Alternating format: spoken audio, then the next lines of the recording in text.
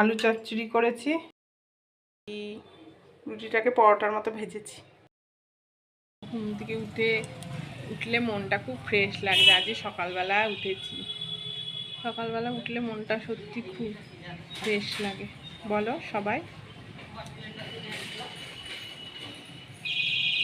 এখন কাজ টাজ করে একটু বারান্দায় বসেছি, তারপরে দুপুরকার রান্না করব, তারপরে স্নান করব, পুজো করব,